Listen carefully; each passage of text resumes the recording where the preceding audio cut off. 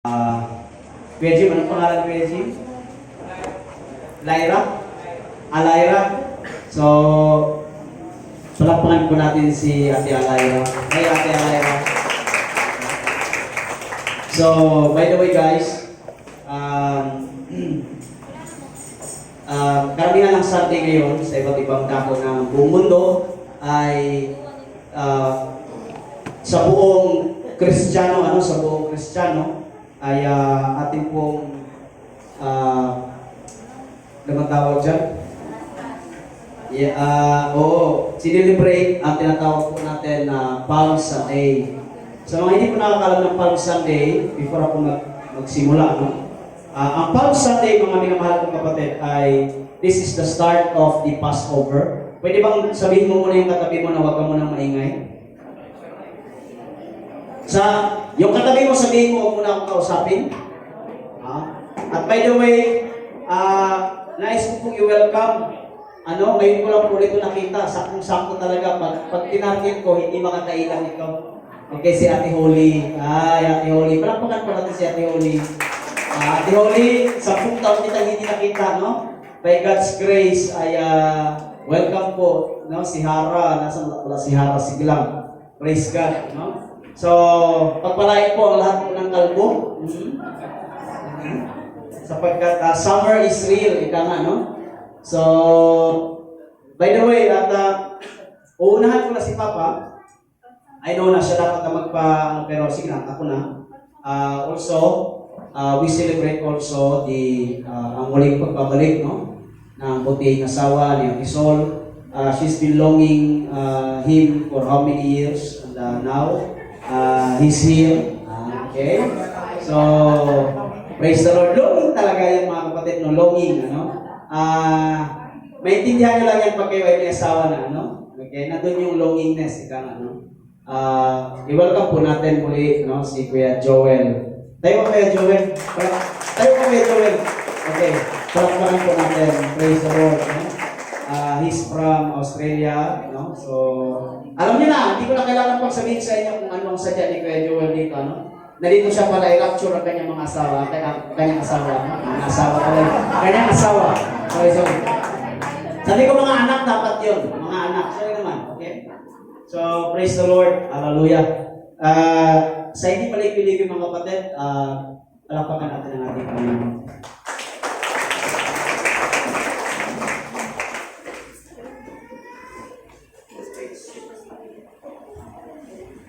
Praise. Nakasama ng konti ko yan.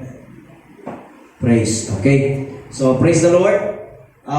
By the way, sa Palm Sunday, para may idea kayo ba, Ang Palm Sunday ay ito po yung start ng Passover. So, it is a 7 days, Ang Passover po ito yung pagpasok ni Jesus Christ sa Jerusalem na ayaw ni Pedro. Kasi si Pedro, alam niya na si Jesus Christ, kapag pumasok na si Jesus Christ sa Jerusalem, finish na.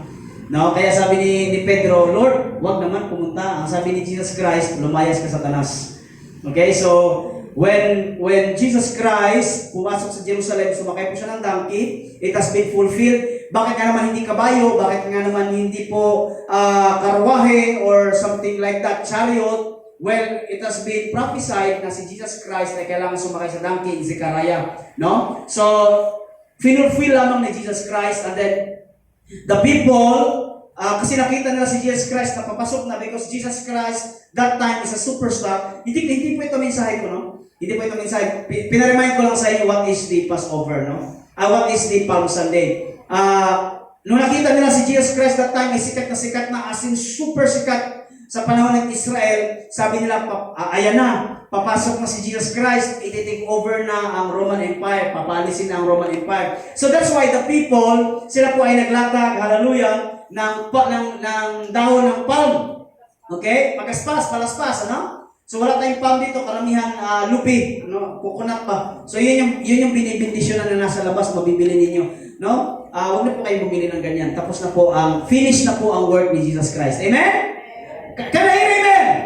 Huwag na po kayong bumili dyan sa labas at baka sabihin nyo, bakit ganyan sila bumibili? Hayaan nyo na sila. Pero tayo kasi, wala na pong power yan. Ang power po, mga kapatid, ay tinapos na po ni Jesus Christ sa cross ng Calvary. Amen? It is finished. Ang sabi nga sa Greek word, tetelestai. So, ibig sabihin, it is finished na yan. So, naglatag po sila ng palm and then they sing, Hosanna, Hosanna, Hosanna to the highest. Be careful, mga kapatid, because those people who shouted Hosanna, those people also shouted, crucify Him. Amen? Yung mga naglatag ba na, Hosanna, Hosanna to the highest, Hosanna to the highest, those people, sila din yung nag-shout, mga kapatid. Sino pipiliin nyo? Si Barabas? Barnabas? Barabas? Or si Jesus? And the people will shout, Barabas. Therefore, be careful sa mga tao na nagpipraise sa inyo because that people also will bring you down. Message yun, mga kapatid, Palm Sunday. So wala pong power po doon sa palm. It has nothing to do with our faith, mga kapatid. Amen? Can I hear amen? Naalala ko nung ako ay seminarista. Naalala ko doon si Pastor John Mark. Naalala mo yung Pastor John Mark ba? Abubot, yung taga Palawan. Okay? Pinagtripan namin si Papa that time. Galit na galit sa amin. Kasi ang aming simbahan that time is sa Gentry South Square. Tapos umuwi kami ng seminary every Sunday evening.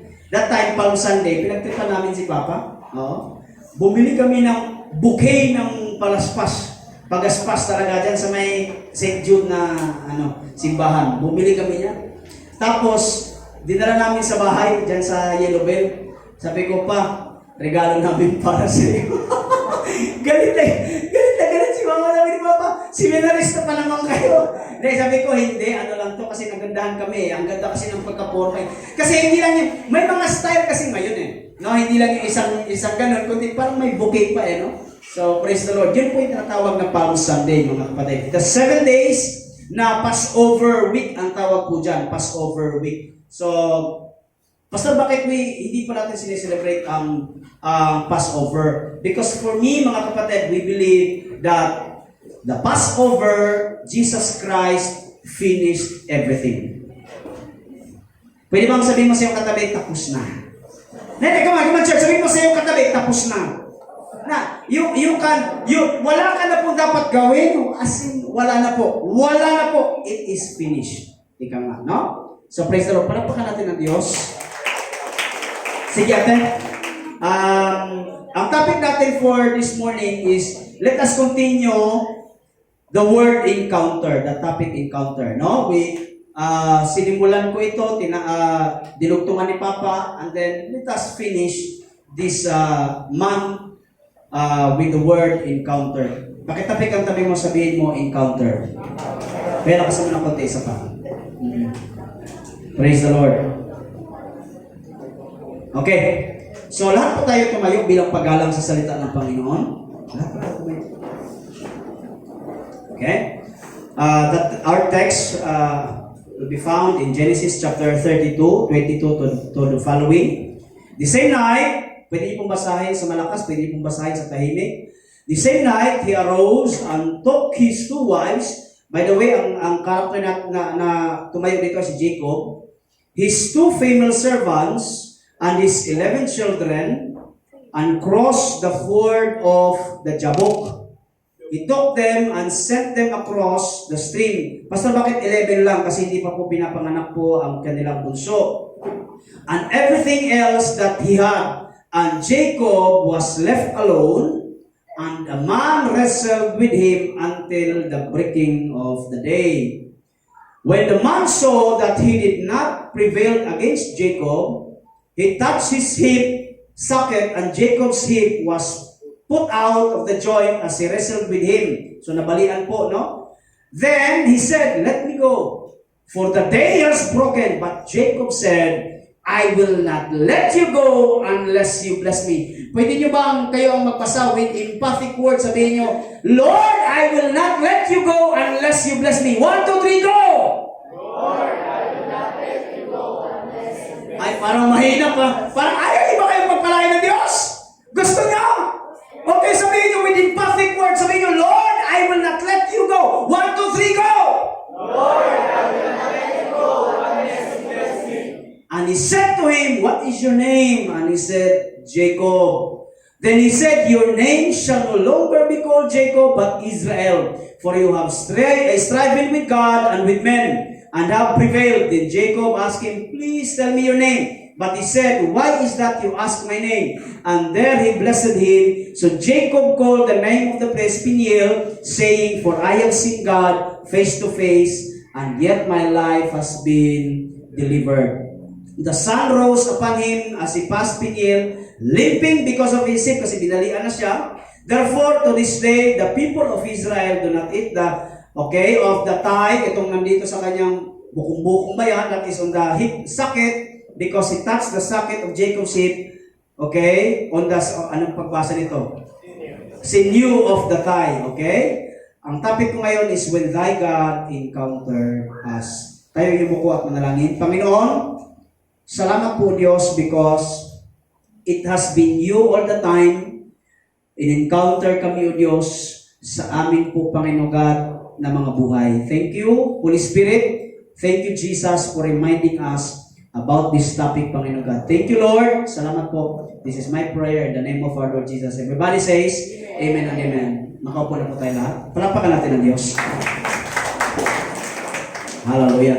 So, last time, hi. Hello. Okay. Last week, sinimulan ko po, when Saul encountered Jesus Christ, and his name changed from Saul to Paul. And then si Papa na-encounter, his topic also was all about encounter. Sino po makapag-elaborate sa akin? Okay? When the blind man encountered Jesus Christ, of course, magkakaroon po ng healing. Amen? Hello, amen? Now, are you ready to encounter God? Amen? Tapikin mo ang katabi mo, sabihin mo, huwag kang mag-istorbo sa akin. Huwag mo akong kausapin. Nakapokus ako kay Lord. Amen? Praise the Lord. Amen? Okay? Atikat, alam mo na ha? Okay? Praise the Lord. When thy God encountered us. Pastor, bakit yan ang title mo? Sa title pala dapat malaman ninyo na hindi ikaw ang nakikipag-encounter kay Lord. No. It's always God encountering you. Hey, hi. Hello. Uulitin ko. There are a lot of churches, kahit naka-live ako, no? Naka-live ako. Marami po ako nakakalaban ngayon sa social media. At nakakalungkot, ang kalaban ko is mga pastors din. Mga pastors din. Why? Ang sabi nila, buhay pa ba lahat? Buhay pa lahat? Kasi ang social media kasi, guys, marami nagsasabi na pastor, post ka ng post na Facebook, hindi naman yan sa about Bible. If you can check my Facebook, guys, wala po kayo makikita doon kundi mga Bible verse. Ang sabi ko, throughout the history, isa lamang po ang nagagalit sa Bible, and that is Satan. Kapag nagagalit ka sa Bible, ibig sabihin, I don't know, hindi ko sinasabi Satanas ka. Ang sinasabi ko lang, bakit ka nagagalit doon sa Biblia? Marami nagsasabi, post ka ng post ng Bible, hindi mo naman ginagawa. Well, let me tell you guys, ang power wala doon sa nag-post. Ang power doon sa Bible na pinost. Come on. Because the Bible can stand alone. The Bible can change people. Hey, hello, amen? Hello, amen? Kapag nabasa mo, and then, isinapuso mo, hindi ikaw ay magbabago because it is the gospel that changes people. Not people will change people. Hashtag yan. You cannot change people. Only the Word of God can change people. It is the power of the Holy Spirit always that changes people. You are not here to convince people. We are not here to change people. We are here to deliver the Word, and the Word will change the people. Can I hear amen? So, when thy God encountered us, sabi sa akin, so pastor, mali po ang encounter na sa church? Hindi. Hindi ho. Marami po mga church na nag-offer po na tinatawag po natin na encounter retreat. And that's good! Encounter retreat is para magkaroon ng revival ng church. Magkaroon po na tinatawag po natin na manumbalik muli ang kanilang pagmamahal. Nagkakaroon sila ng event, and then magkakaroon sila ng cross sa gitna, lalapit ka sa cross, and then lalagyan ka ng pako, mga kapatid, ididiin sa'yo, and that's what we call encounter. Pastor, mali ba yun? No! Wala namang problema doon. But after that revival, what's next? After the weeping, pagkatapos mo umiyak, anong sunod? Kung ganyan ka pa rin, nung ikaw ay pagpasok, galing revival, galing encounter, umiyak ka na, lumuhod ka na, gumapang ka na mula doon sa pintuan, papasok. Grabe na ang pag-iyak mo, sinunog mo na, yung dapat mong isulat na kasalanan mo, sinunog mo na lahat. Then paglabas mo, tarantado ka pa rin, sorry for my word. Ano nangyari? Why? Because mali ang encounter. Kasi ang tunay na encounter, hindi ikaw ang mag-encounter sa Diyos. Ang tunay na encounter, ikaw ang i-encounter ng Diyos.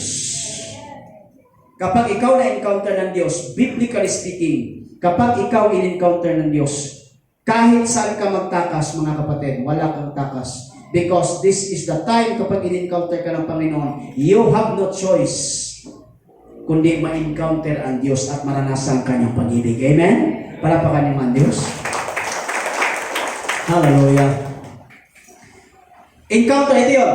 We need to be encountered by God. Not that we need to encounter Him. But it is Him encountering us.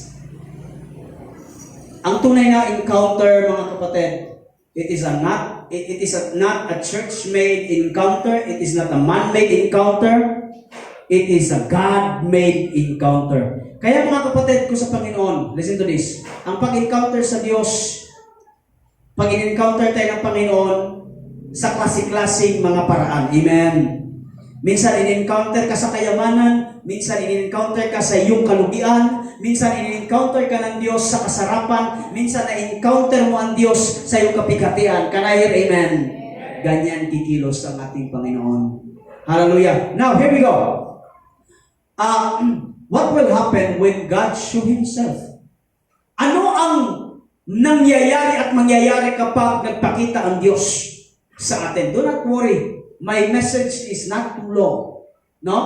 Tinitingnan ko yung mga video clip ko, mga kapatid. It's always 1 hour and 15 minutes ang aking mensahe. Pero hayaan niyo po na i-concise ko. Pero hindi pa natin matatakasan ang banal na spirito. Kapag kikilos ang banal na spirito, sabihin mo sa iyong katabi, wala kang takas. Ay, sabihin mo sa iyong katabi, wala kang takas. Okay, pwede bang upuan niyo dito, mabulik? Gerson, dito kayo. Oo. Kasi gusto ko yung amoy ninyo, maging amoy ko na rin. Oo. Ba't ba walang gustong tumabi sa pare? Ano? Oo.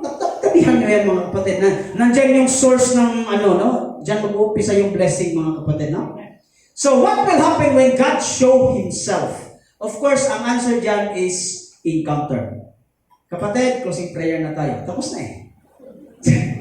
Ano mangyayari kapag napakita ang Diyos sa atin? Encounter. Now, let us go back to the story of Jacob. The story of Jacob, mga kapatid, ikwento ko muna sa inyo. Umabot na ang panahon na sila po ay nakatakda na magkikita si Jacob. Si Jacob at saka si Esau. Take note, si Esau, tinakasan niya si Esau, mga kapatid, lumaya siya kasi gusto siyang patay ni Esau. Si Esau, by the way, kambal po sila ni Jacob. Biblically speaking, kambal po sila. Okay? Si Esau po ang unang lumabas, alin si Jacob ang pangalawang sumunod. Now, instead na ang blessing, kunting background lang, instead na ang blessing ay para kay Esau, because, by the way, ang lolo ni Jacob ay si Abraham. Ang papa ni Jacob ay si Isaac. Si Isaac that time ay bulag. Si Jacob ay nasa bahay lang, mama's girl. Si Esau ay papa's girl. Papa's boy pala, not mama's girl. No? Mama's boy at saka papa's boy.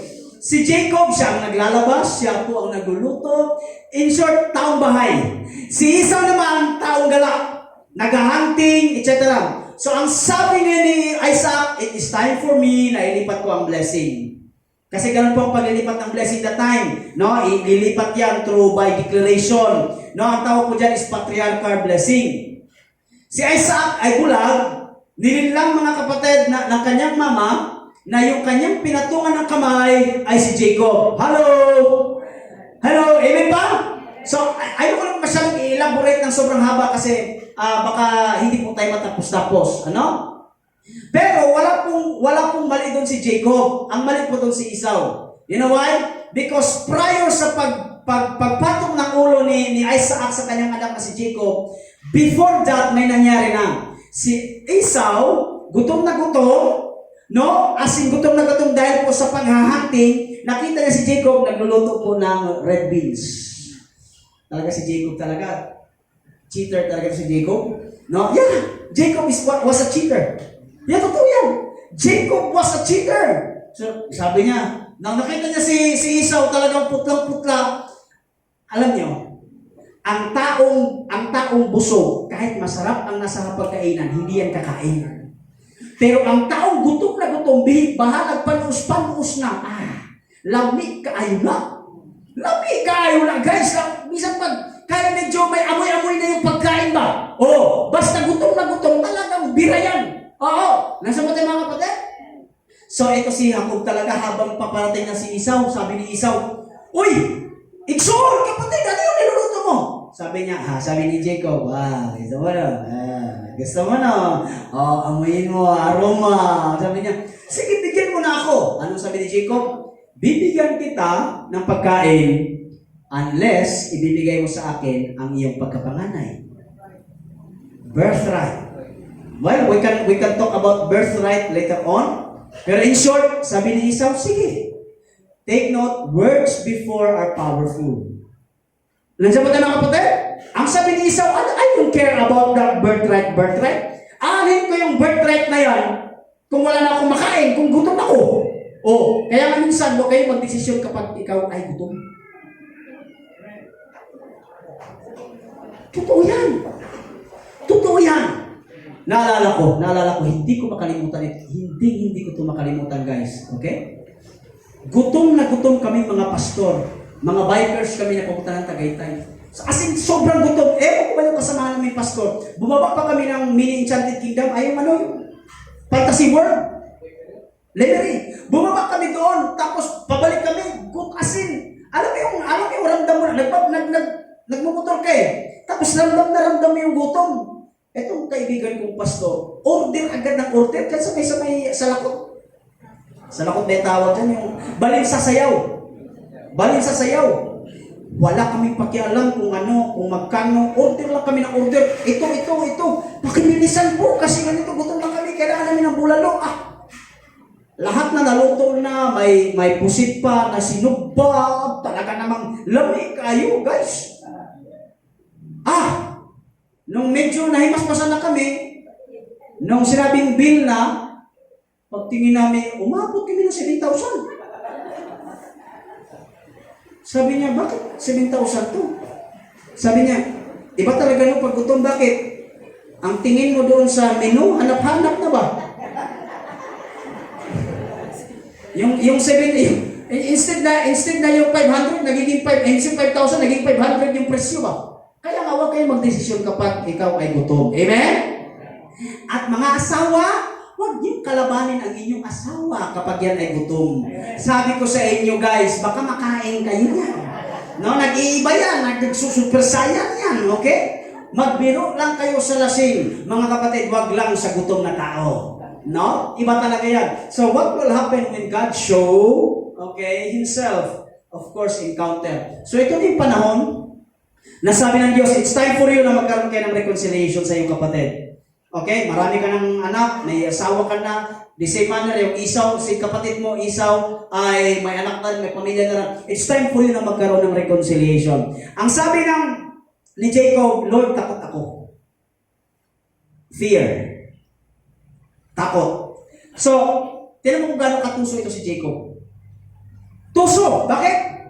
Because sa araw na yun na magkikita si Jacob at saka si Esau, anong ginawa? Binasa natin kanina. Pinauna niya kanyang dalawang asawa at mga anak. At siya ang nasa huli. Para kung patayin man yung asawa, makakatakbo pa siya. Natanong mo talaga, napakasira ulo talaga si Jacob talaga. Napakatusok talaga. Totoo yan! Biblikal yan!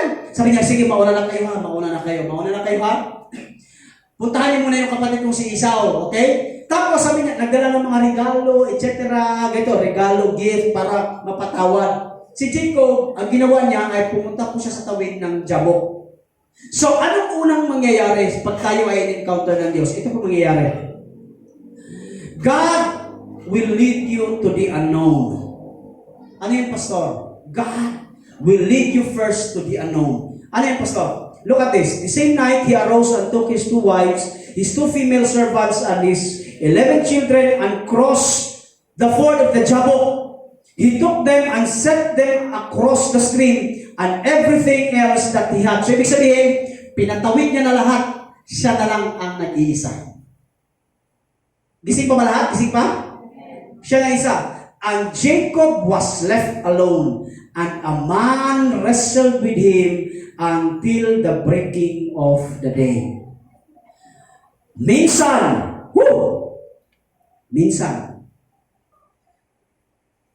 ang Diyos po, ini-encounter tayo kapag ikaw po ay nag-iisa lang. Can I hear amen? In your unknown places, in your uncertainties, God will encounter you. Kapag dumating na sa punto ng buhay mo at masasabi mo, Lord, bakit walang-wala na ako? Lord, bakit wala nang gustong kumausap sa akin? Lord, bakit feeling ko nag-iisa ako? If you feel that moment, kapatid, dyan papasok ang Diyos. Because, mga kapatid, you cannot hear God's voice kapag marami kang narinig na ibang mga boses. Sometimes, dinadala ka ng Panginoon, hallelujah, doon sa lugar na parang hindi mo na o walang nakakilala o parang mayroong katahimikan para doon ka katagpuin ng ating Panginoon. Amen. Can I hear amen? Palakpakan niyo ang Diyos. Look at the verse. Sinadya ng Panginoon yan, mga kapatid. And by the way, yung word na, and a man wrestled with him, that is God. That is Jesus Christ. Ang tawag po niya sa theology is theophany. Theophany, ibig sabihin, ang pagpapakita ng Diyos sa katauhan ng isang physical na tao. And a man wrestled with Jacob. Nakikipagbunog sila, mga kapatid. Hallelujah. Nakipag-wrestling because hindi ka i-wrestling ng Diyos kapag may ka-wrestling kang iba.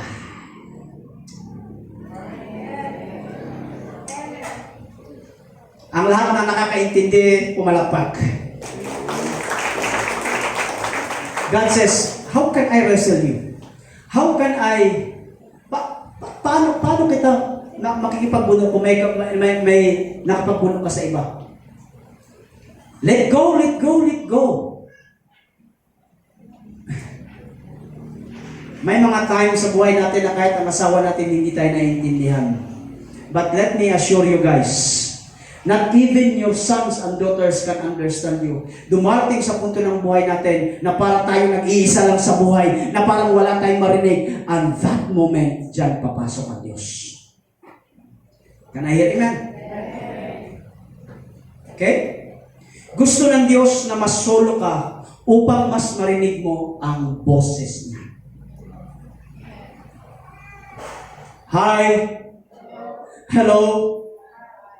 Gusto ng Diyos na masolo ka. Sabihin mo kasi katabi, gusto kang masolo ni Lord. Come on, church. Sabihin mo yan sa likod mo, sabihin mo, gusto kang masolo ni Lord. Pero be careful. Baka iliteral nyo ito ha. Baka sabihin nyo, sabi ni Pastor Jeff, kailangan daw akong magsulo para marinig ko ang boses. May gumawa na niyan, umakyat ng bundok, pagbalik, ikukulong na. Kilala niya kung sino yan, taga Davao. Mag-ingat kayo, pag kayo ay umakyat ng bundok, baka iba po ang marinig niyo doon. Ha? Kapag sa bundok, aakyat kayo mga kapatid, tatlo lamang Sir Gaspar ang namumundok, tatlo lang. Number 1, yung mga mountaineers, yung mga vloggers, yung pupunta sa Mount Pulag, na tumitingin ng mga sea of clouds, Instagrammable, ika nga, taray, di ba? Yun.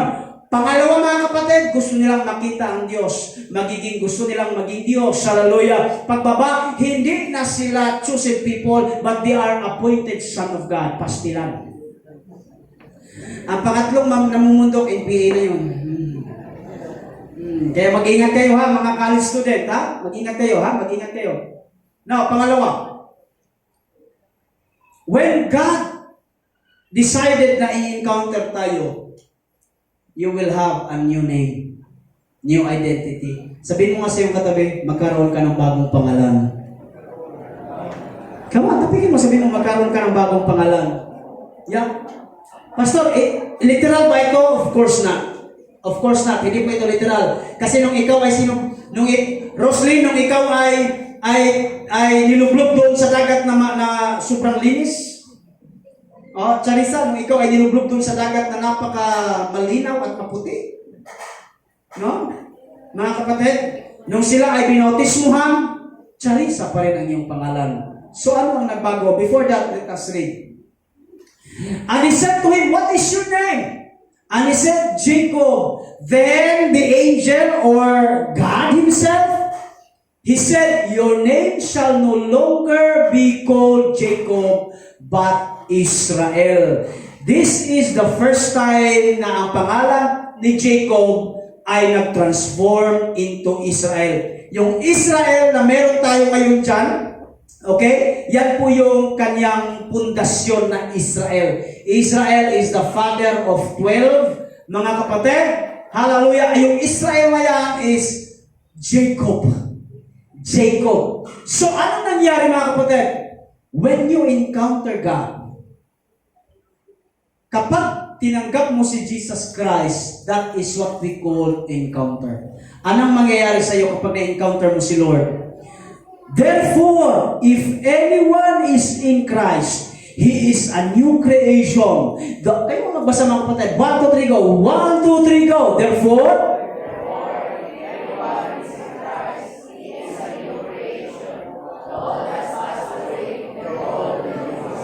marami pong hindi po nakakaintindi nito.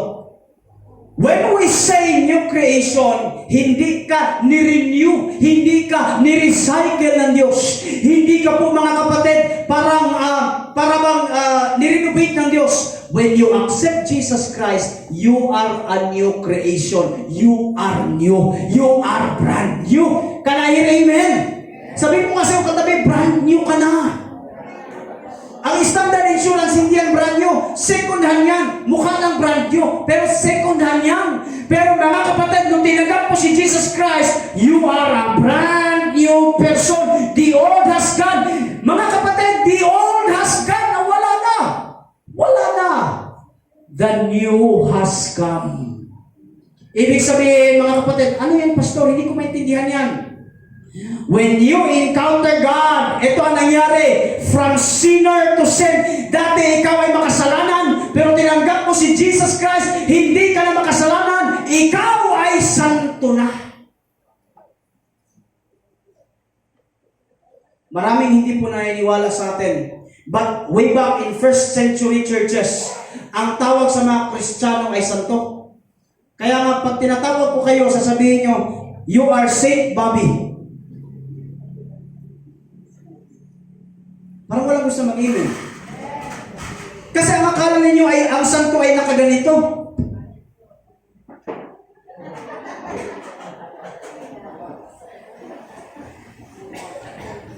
Ang santo mga kapatid, that is not a title. Ibig sabihin ng santo, you are now holy. Ikaw ay pinabanal na ng Diyos.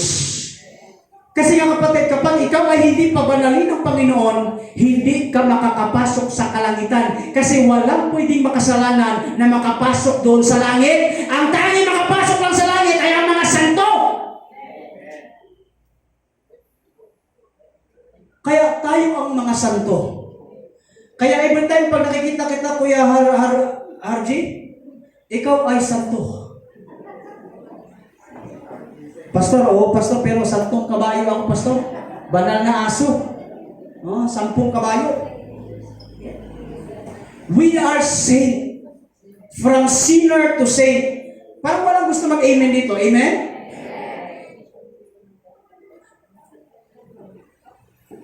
sick, we are sick, you are sick. Sin is sin. Kaya nga pag nagbatian kayo sa labas, huwag nang bro. Kundi, sin is sin.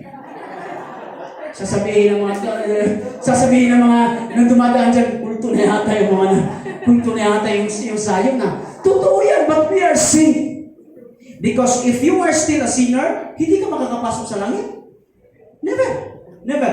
And then from death to life, nung tinanggap mo si Jesus Christ, ikaw dapat ay papunta sa impyerno. Pero dahil tinanggap mo si Jesus Christ, meron ka ng buhay na walang hanggan kasama ang Diyos. Palakpakan yung Panginoon.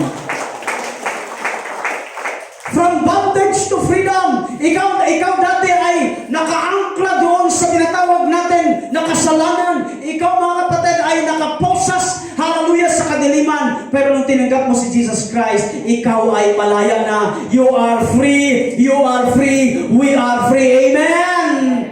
I'm free. We have that song. I'm free. I'm free. I'm free to be the servant of the Lord. I'm free. Yes, I'm free. I'm free. Yes, I'm free. I'm free to be the servants of the Lord. Chorus. He taught me how to. He taught me how to sing a song. He taught me how to love. I'm free to be the servant of the Lord. See? Pastor, ano yung servant to children of God? Kapatid, tinaas ang ranggo mo. In Old Testament, ang tawag sa atin, we are servant. Pero nung tinanggap mo ang Panginoon, you are the sons and daughters of our living God. Hallelujah! Hallelujah! How about this one? From curse to blessing. Nung wala ka pa kay Kristo, ang nananalaytay sa iyong dugo ay walang iba kundi ang sumpa ng kamatayan, sumpa ng kasalanan, sumpa ng kahirapan, sumpa po ng tinatawag natin na kapighatian, sumpa po ng kasakitan. Pero nung ikaw tinanggap mo ang Panginoon, ang nananalaytay sa iyo, mga kapatid, hallelujah, ay pagpapala, amen. Blessing sa iyong family, blessing sa iyong buhay, blessing in everything, amen. Hallelujah. That's what we call God change your identity. From old to new. From old covenant to new covenant. You are now, hindi ka na dapat, mga kapatid, nabubuhay doon sa kautusan, pero ikaw ay nabubuhay sa habag at grasya ng Diyos. Can I hear amen? Next. When God encountered us, God wrestled us.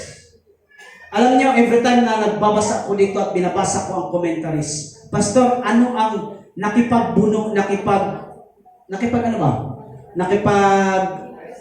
wrestling ang Diyos sa atin? It only means, Ate Cindy, na ang Diyos nating sinasamba is not a God na malayo. Ang Diyos nating sinasamba, ang Diyos nating pinanampalatayaan, hallelujah, ay kasama at nayayakap mo sa araw-araw. Can I hear amen? Look at the verse.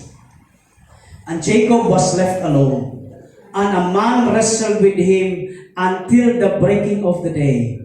When the man saw that he did not prevail against Jacob, he touched his hip socket. Okay? And Jacob's hip was put out of joint as he wrestled with him. Okay? Guys, nung nakita ni Jacob na ito ay Diyos, yung kaharap niya ay Diyos, nakipagbuno siya.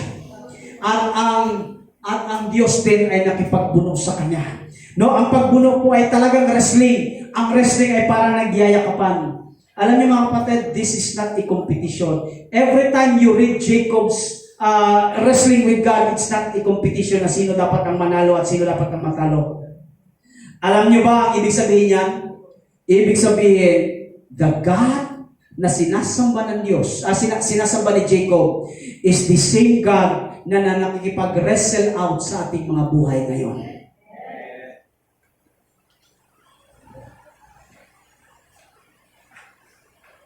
The very fact that you are struggling in every aspect of life is the clear evidence that the Holy Spirit is in you, indwelling and residing.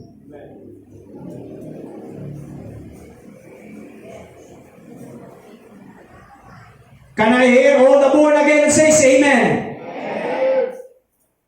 Pastor, bakit nag-i-struggle ako sa kasalanan? Pastor, bakit nag-i-struggle ako sa kahirapan? Bakit, Pastor, nag-i-struggle ako nito? Kapag ikaw ay nag-struggle, it only means that the Holy Spirit is wrestling. Siya ang nakikipagbuno. Hindi mo man siya nakikita, hindi mo man siya nararamdaman, pero alam niyo, ang Diyos, hallelujah, ay nakipagbuno para sa iyo.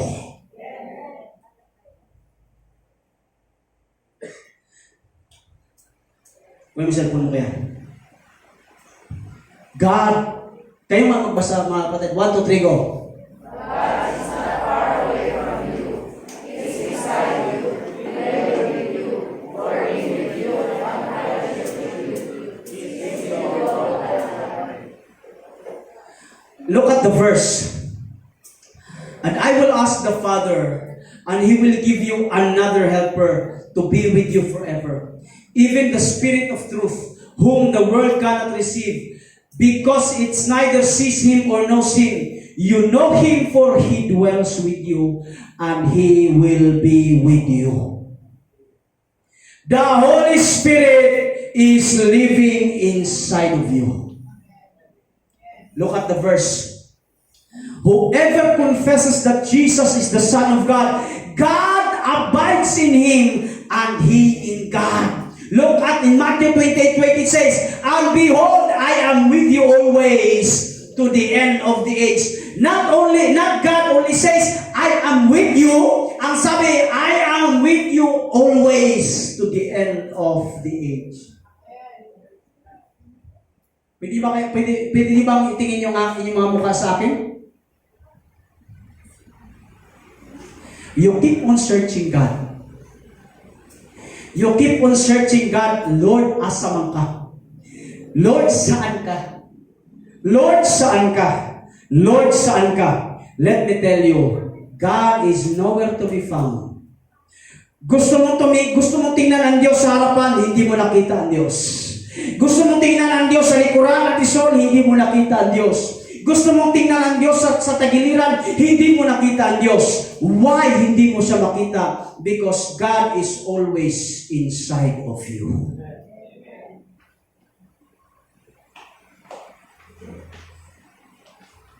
Let me tell you guys, in every struggle of your life, Jesus, the Holy Spirit, is in you, fighting. Hallelujah. Amen. Can I hear amen? You know, Satan is a liar. Sabihin mo kasi yung katabi, Satan is a liar.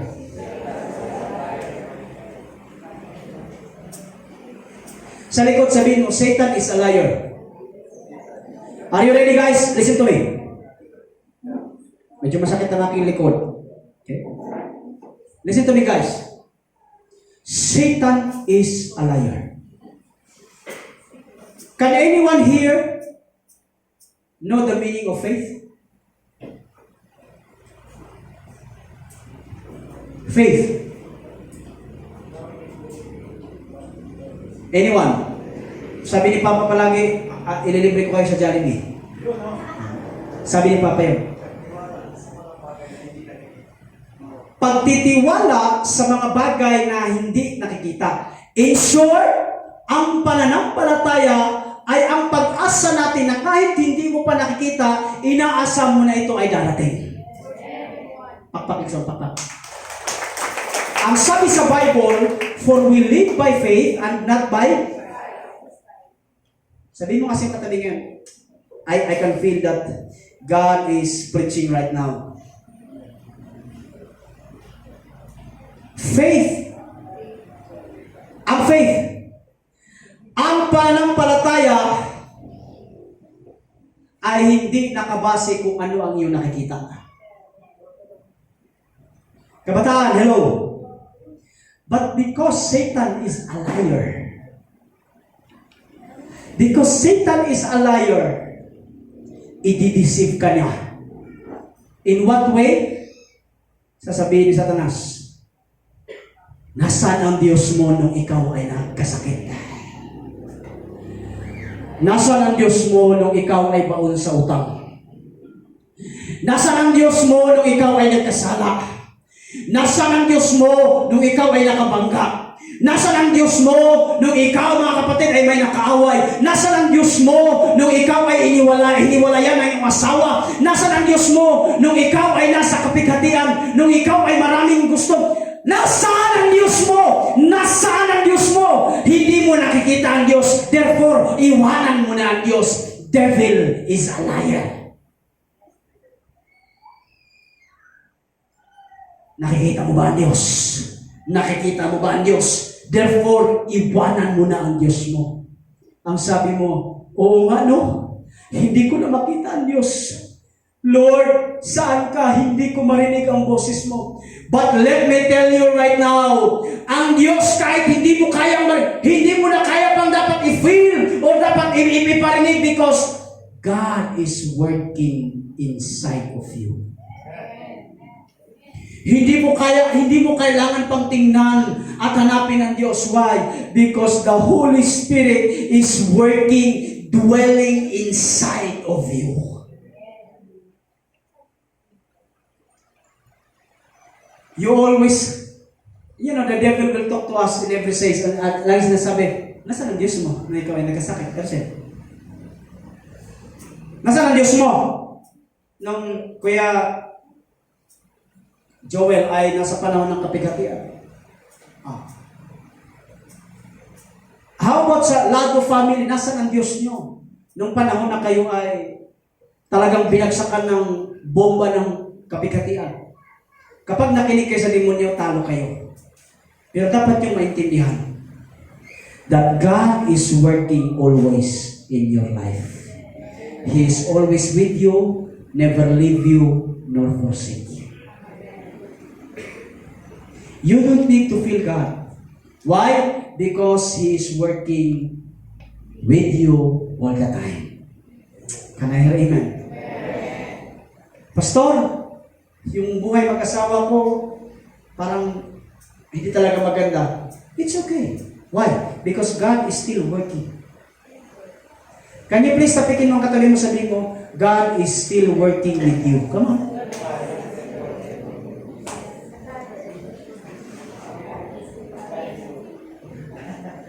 Pwede ba magbisaya ka diyot? Pwede ba magbisaya ka diyot? Ingnay mo katapat, mahuman ra na.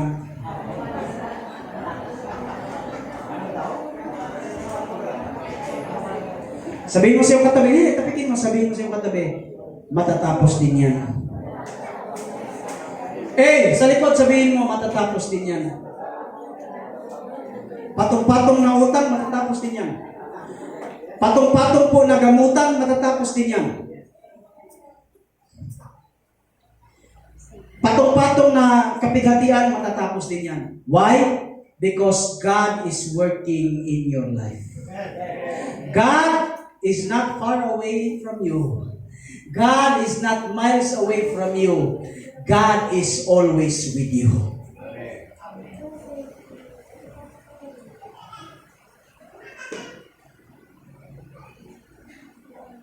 Even though you are now in suffering, kapag kayo nagsasuffer ngayon, God is always working with you. Amen. Pastor, pag nagagalit ba ako, umaalis ang banal na spirito? Hindi. Kaya nga, pagkatapos mong magalit, ikaw ay nakukonsensya. Why? Because the Holy Spirit is working with you. Kasi kapag wala ka ng konsensya, ibig sabihin, demonyo na nasunod mo. Amen. That's why you can feel conscious. That's why you can feel guilt. Why? Because the Holy Spirit is working. Ingnay mong katapat, mulabay rana. Come on. Magpisaya ko, ingnay mong katapat, mulabay rana.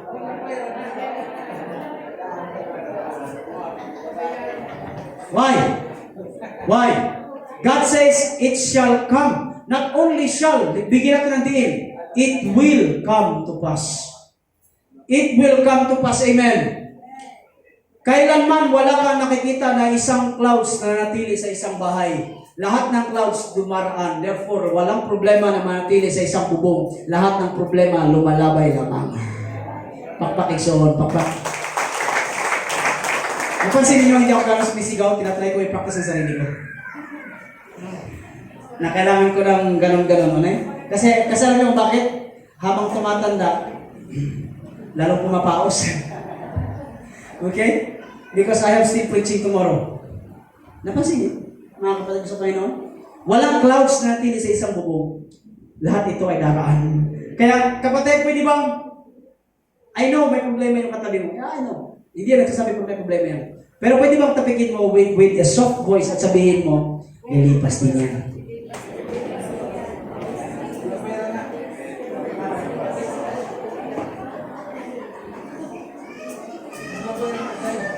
Hey, guys, wag yung sabihin sa akin na, Lord, grabe naman ang hirap ng buhay ko, Lord, etc. Panginoon, grabe ang buhay ko.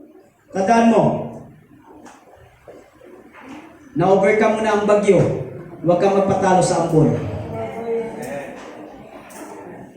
Amen. Sus, grabe na ang bagyo na dumaan sa buhay ninyo. Yung naranasan nyo ngayon, ambon lang yan. Si Papa dumaan na lahat sa TV. Antena na lang kulang.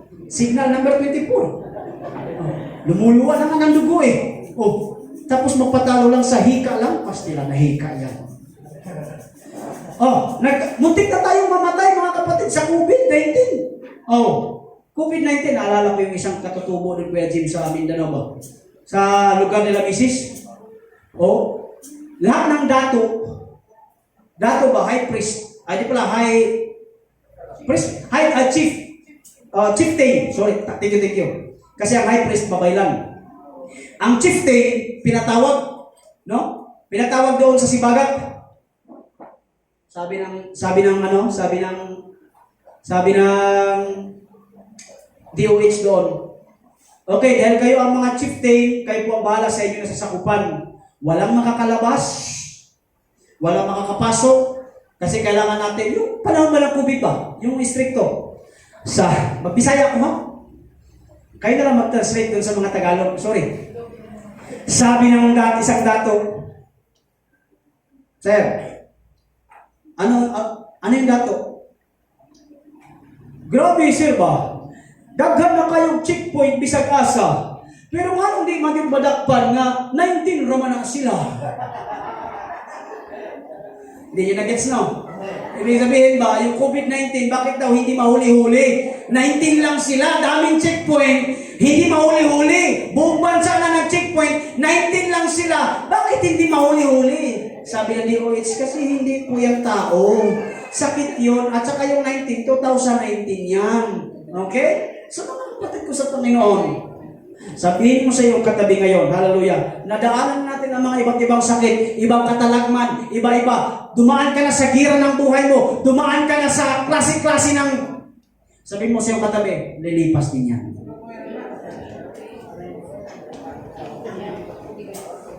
Utang, asos, labay na. Mula bayra na. Kagutuman, mula bayra na. Mula bayra na. Pag ikaw bagsak sa school, mula bayra na. Mula bayra na, kay bubalik man ka ugwan. Bubalik man ka, siyempre. Pag bagsak ka, babalik ka talaga. Alisod siya. At least mula bayra, ang iyong classmate, mula bayra. Yung mga kabatsmate mo, mula bayra ikaw, manatili ka. Pikat niyo, pikat niyo. Di na usukar ng scrap o ang kuwan, ang floor wax, hindi na uso ngayon yan. Hindi na po, wala nang ganun. Okay? Kaya kawawa yung nagla-live eh. Nagla-live na teacher, wala kayong kinabukasan, etc. Mga teachers, ay mga parents, huwag nyo naman agad bartugalan yung inyong teacher, ha? Alam ko, yung mga parents dito, may group chat kayo. Ang group chat ninyo sa school, may group chat kayo. Tapos wala naman kayo topic kundi sinisiraan yung teacher. Huwag ganun ha, mga parents ha, mga parents. Next! This is my last. A God of covenant. Okay? Then Jacob asked him, please tell me your name. But he said, "Why is that you ask my name?" And there he blessed him. So Jacob called the name of the place Peniel, saying, "For I have seen God face to face, and yet my life has been delivered." Kapag dinicide ng Diyos na i-encounter ka, ang Diyos ay nakikipag-covenant sa iyo. Pastor, what is covenant? Lawrence, tayo ka nga. Halika rito. Halika rito. Picture mo ka. Si Papa nga, nagkatawag kay Big Boy. Sama si Big Boy. Ito sa Jimboy. Sino ba yan? Jimboy, di ba? Jimboy, di ba? Oh, Big Boy. Oh, bakit? Malaki naman eh. Oh. Okay. Ito si Kuya Lawrence. Of course, tao to. Ano naman. Okay? Dati.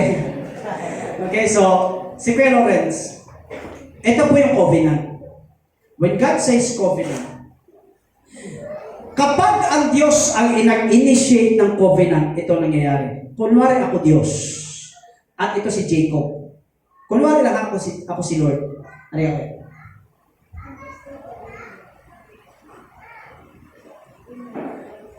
Ang covenant ng Diyos ay ganito. Kasi ang nag-initiate ng encounter ay ang Diyos, hindi si Jacob.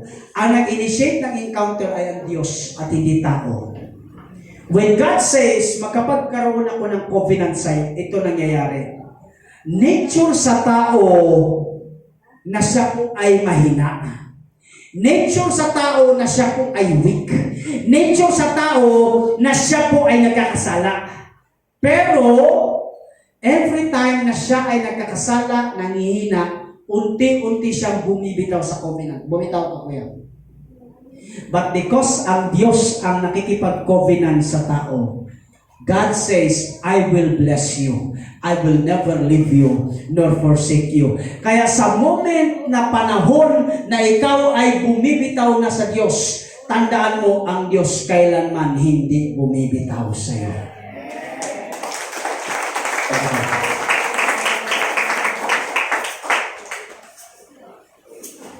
Can I hear amen? Tapikin mo katabi mo, sabihin mo, hindi ka binitawan ng Diyos. Kung walang wala kayo ngayon, hindi ka binitawan ng Diyos. Kahit milyon ang utang mo, hindi ka binitawan ng Diyos. Kahit may sakit ka, hindi ka binitawan ng Diyos. Kahit may problema ka sa pamilya mo, hindi ka binitawan ng Diyos. Kahit may problema ka sa company, hindi ka bibitawan ng Diyos. Why? Kasi ang nakipag-covenant sa iyo ay hindi ikaw, hindi tao, hindi hayop. Ang nakipag-covenant, ang nakipagsundo sa iyo ay ang ating buhay na Diyos. Palakpakan niyo. Pag ang jowa mo sasabihin na hindi kita iiwan, ni pababayaan, tsura yan.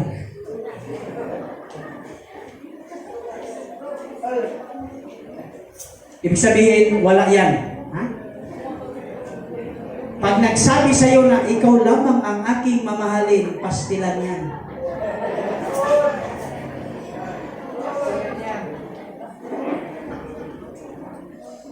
No? Kahit magkalayo man ang ating landas, dagat man ang pagitan, hindi kita iiwan.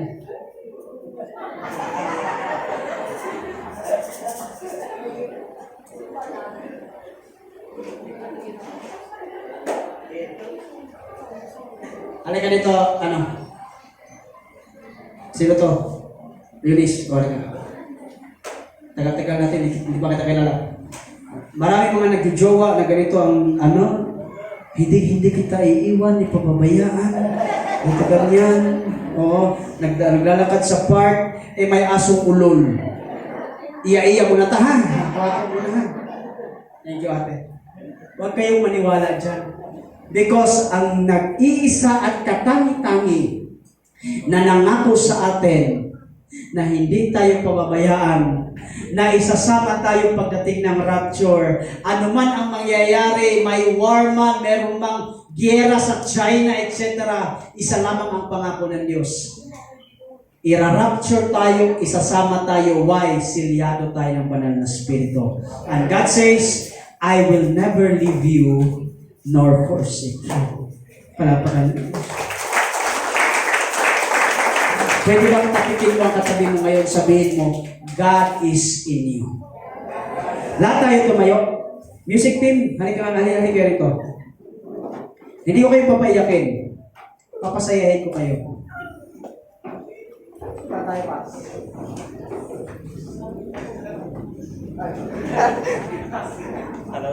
Kala ko sa akin.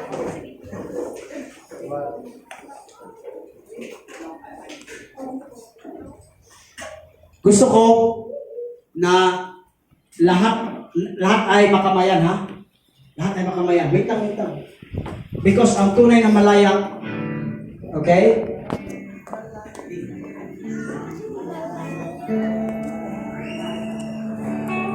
Okay, I'm free. I'm free.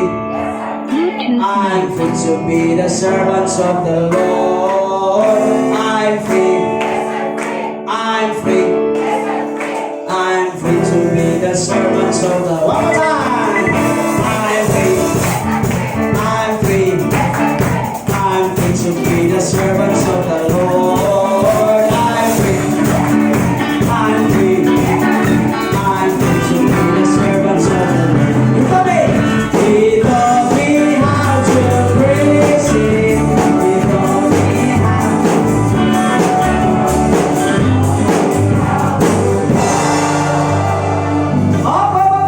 Ang sinasabing He taught me how to love, it's time for you na umalis sa iyong pintuan, umalis sa iyong upuan, at maghanap ka ng iyong kasama at yakapin mo, okay? At kung pagkatapos niya, punta ka naman ulit sa iba, okay? Tayo ay magkamayan habang kailangan natin, I'm free because, okay, wait lang. Sino ang malaya dito? Sino ang naka-encounter sa Diyos dito? Din malaya na kayo mga kapatid. So therefore, kamayan niyo ang bawat isa, yakapin niyo ang bawat isa. One time, I'm free.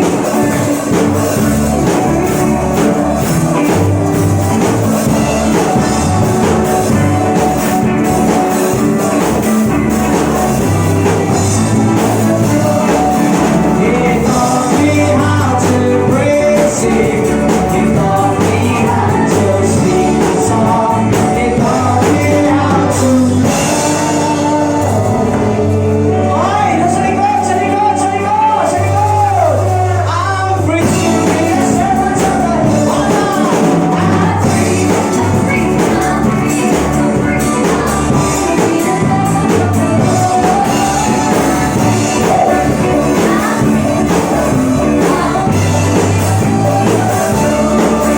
He taught me how to praise Him.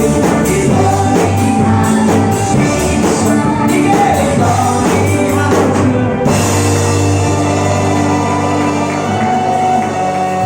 to. I'm free to be a servant of the Lord. I'm free.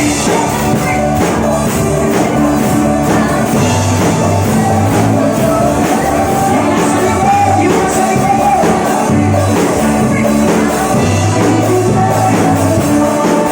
He taught me how to love.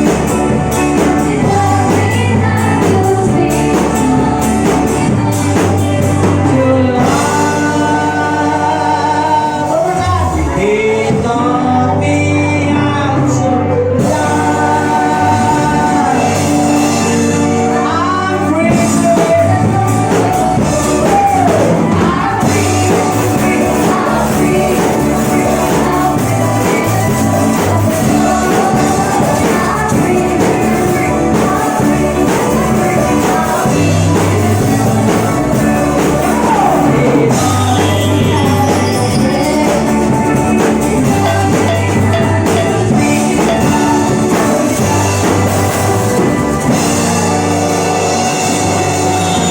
love, love, love, love, love, love.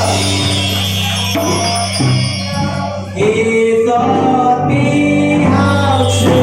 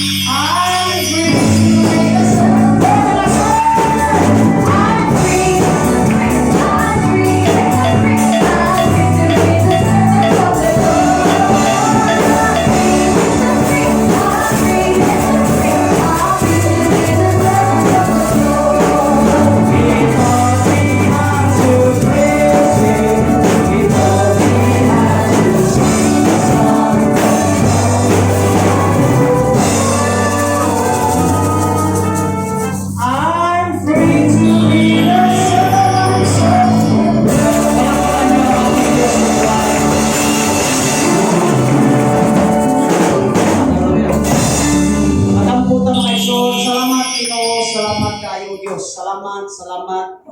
Panginoon, thank you for the message. Thank you, God, for reminding us, Diyos, that truly you are, hallelujah, transforming us, indwelling us, Panginoon God, residing to us, Panginoon. Thank you, God. Salamat po, Diyos, sa mga pagpapalat.